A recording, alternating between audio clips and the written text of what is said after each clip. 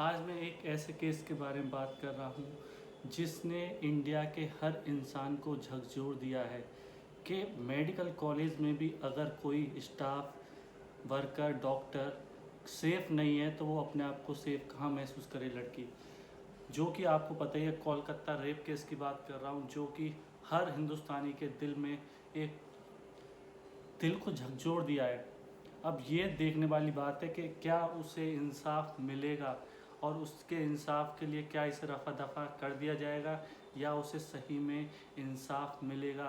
तो इंसाफ इतने आसानी से मिलने वाला है नहीं जितना ये लोग दिखा रहे हैं, क्योंकि इन लोगों ने अब तक क्या किया है। उस रेप को, उस इतनी दर्दनाक मौत को इन लोगों ने एक सुसाइड का नाम दिया था। पहले घर वालों को बताया गया कि ये सुसाइड की है, फिर घर वालों को 3 घंटे तक इंतज़ार कराया गया हॉस्पिटल में बिठा के। तो इससे आप लगा सकते हैं कि क्या इतनी आसानी से यहाँ पर उस लड़की को, उस डॉक्टर को इंसाफ मिलेगा। नहीं, हमें साथ लड़ना होगा। ये क्या चाहते हैं कि केस रफ़ा दफ़ा हो, क्योंकि हर गवर्नमेंट नहीं चाहती कि उसके स्टेट में, उसके यहाँ कोई भी ऐसी चीज़ हो, ना कोई कॉलेज वाला चाहता है। तो यहाँ पर हम लोगों को साथ में खड़े होकर आवाज़ उठानी होगी और हर कदम पर साथ देना होगा, क्योंकि ये दो इंसान का काम नहीं है, वो माँ बाप का काम नहीं है, हम लोगों का भी काम है, क्योंकि हम भी इसी फील्ड में हैं कि हमें साथ देना होगा।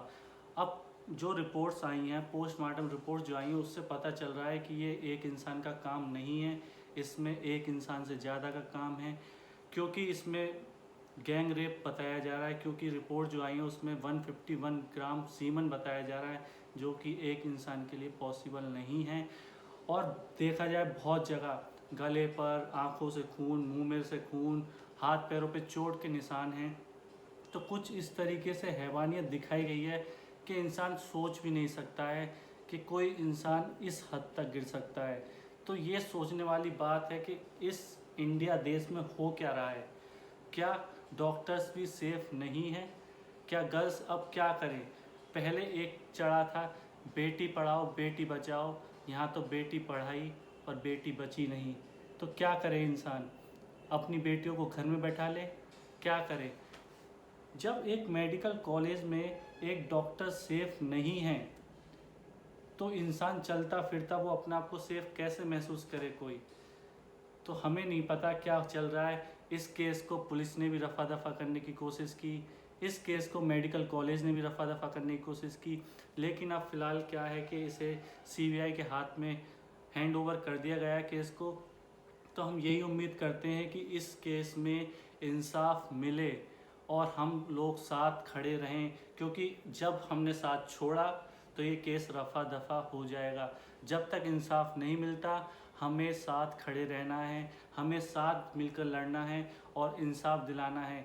क्योंकि प्रशासन हुआ, पुलिस हुई, ये सब क्या होगा, रफ़ा दफ़ा करने की कोशिश करेंगे।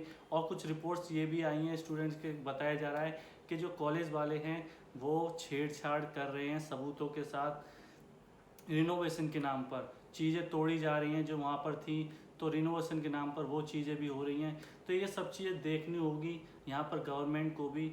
अब यहाँ पर प्रिंसिपल ने इस्तीफ़ा भी दे दिया था, उनका कोई बयान भी रिकॉर्ड नहीं किया गया है, ना उनसे कोई बयान लिया गया है और उन्हें दूसरी जगह शिफ्ट कर दिया गया है। तो ये ट्रांसफ़र कर दिया गया। अब देखिए क्या चल रहा है। तो मुझे तो समझ में नहीं आता कि ये इस देश में हो क्या रहा है। ये कोलकाता जो हुआ है ये बहुत दर्दनाक है।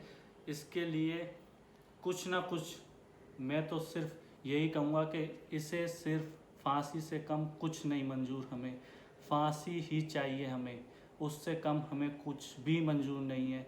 क्योंकि अगर आप हर केस में यही करते रहेंगे, रेप हो रहा है, मर्डर हो रहा है, आप उसे रफ़ा दफ़ा करते रहेंगे, तो कौन कैसे डरेगा? कोई स्ट्रिक्ट एक्शन नहीं होगा किसी के खिलाफ, तो कैसे कैसे ये देश मजबूत बनेगा? कैसे लड़कियां यहाँ अपने आप को सेफ महसूस करेंगी? तो हमें लड़कियों के लिए कुछ तो करना होगा। और अगर मेरी प्रार्थना है, दरख्वास्त है एक तरीके से पीएम से और जो सीएम है यहाँ पर कोलकाता में अपनी, कि प्लीज़ इस केस को रफ़ा दफ़ा ना किया जाए, इस केस पर स्ट्रिक्ट से स्ट्रिक्ट एक्शन लिया जाए और सजाए मौत दी जाए। बस हमारा इतना ही कहना है। और घर वालों को पूरा हमारा साथ है और हम साथ मिलकर लड़ेंगे और यहाँ पर न्याय मिलेगा। नहीं मिलेगा तो हम साथ हैं, न्याय लेकर ही रहेंगे, नहीं छोड़ेंगे साथ जब तक न्याय नहीं मिलेगा।